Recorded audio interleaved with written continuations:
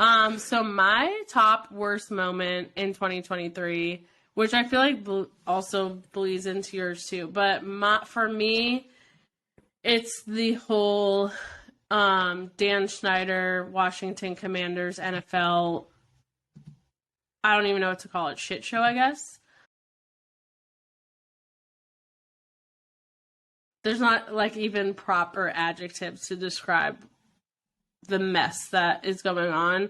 But basically, for those who don't know, Dan Snyder is the owner of the Washington Commanders. There have been multiple, and I'm not talking like 10, I'm talking like lots of allegations against top level execs at the Washington Commanders for just having an abusive work environment. And a lot of those include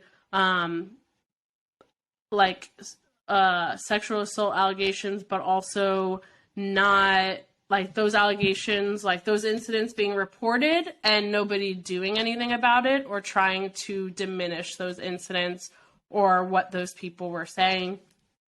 And basically, like, where this stands right now is the NFL ain't doing shit. And that's why, as much as I enjoy football so much, the league and Roger Goodell are absolute garbage.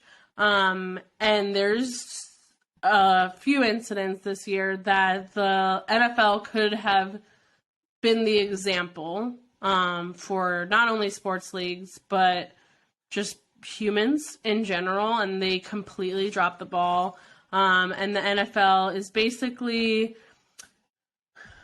they haven't straight up said it, but they're basically siding with Dan Snyder and the top execs and the Washington Commanders, and they're not pushing Dan Snyder out of ownership, even though, again, there's been multiple allegations, there's evidence, proof that this man knew about the toxic work environment and the sexual assault allegations that were going on, but yet tried to cover it up, or he claims that he had nothing to do with it, which is false.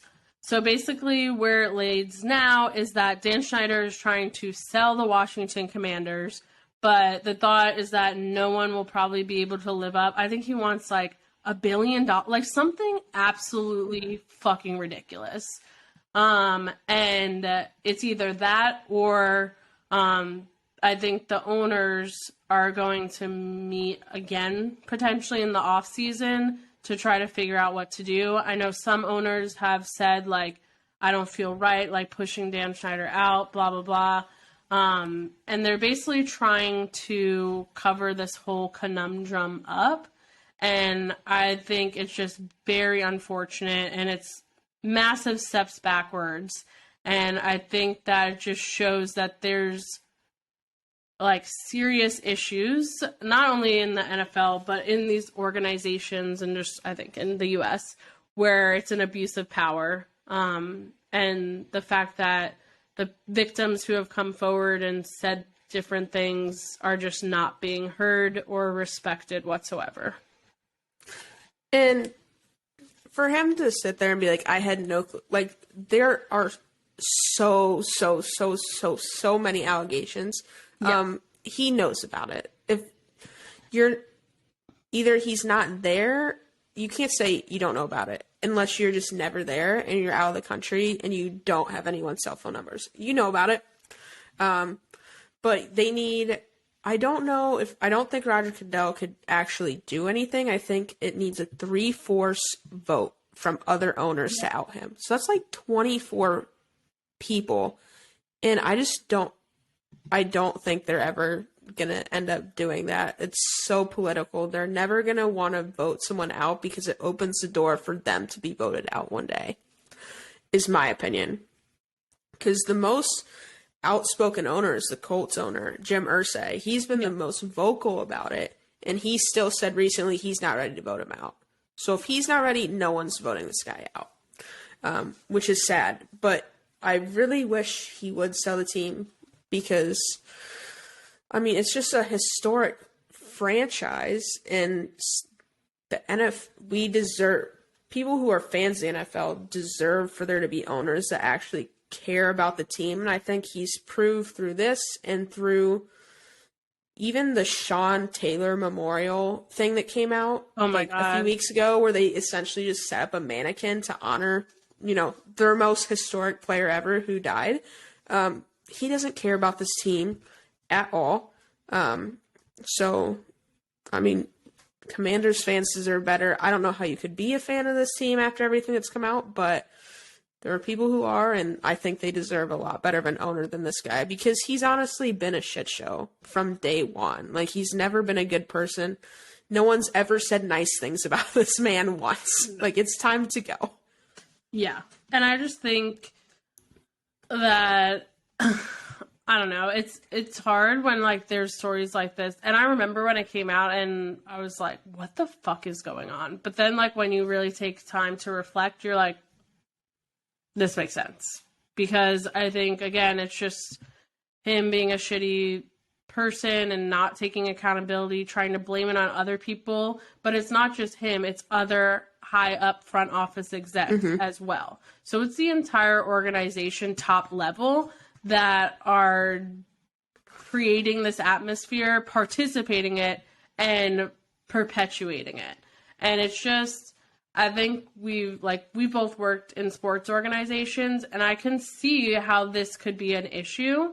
And I think it also comes down to like a lack of diversity, because most of those high level execs and the owners of the NFL are white men.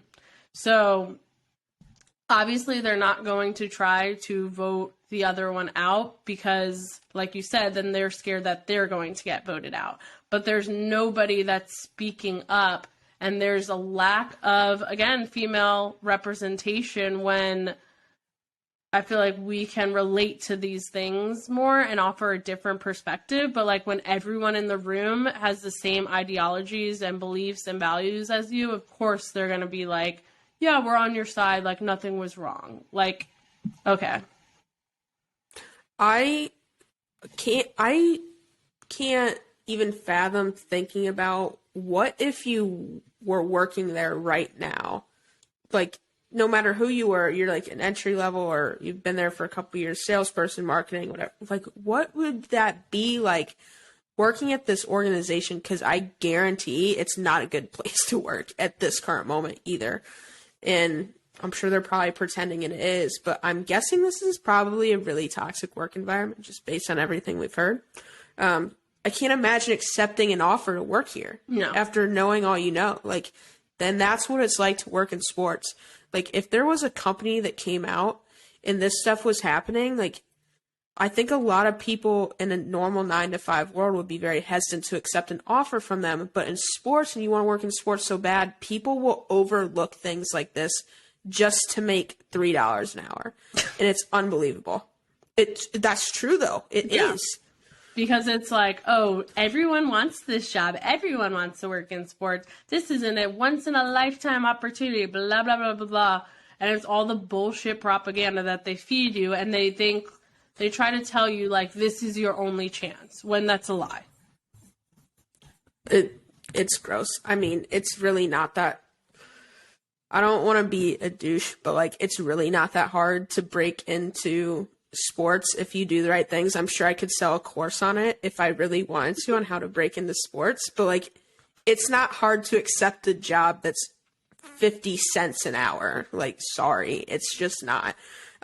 Please don't subject yourself to this. No, but that's what I'm also saying, I like reflecting upon too, is like, we were fed this like propaganda, like, oh, you have to be so thankful for this job, like blah, blah, blah, blah, blah, whatever. So now imagine having that mindset. So like you said, like coming out of college, grad school, sports management major, whatever, and you're going to work for the Washington Commanders, and this fucked up shit happens to you. And you're either like, A, I can't speak out because, like, these are people in power and I'm going to be blackballed from sports and, like, never get this opportunity again. Or B, you speak out and then exactly that happens nothing. Literally nothing. Because it's these people who have been in the positions and elevated to these higher up positions who have all of the control. Yeah, that's gross.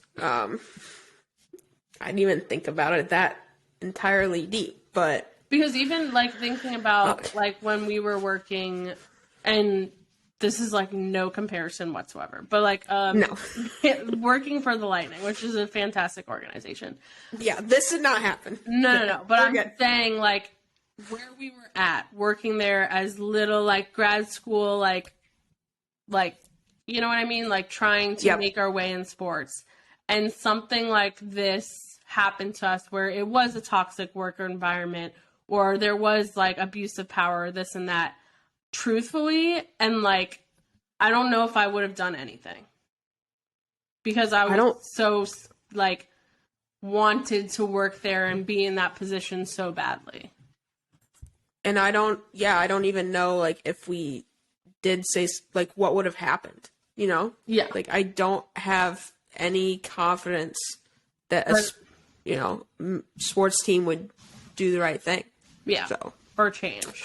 So that's why I think when this came out, I was just not surprised, unfortunately.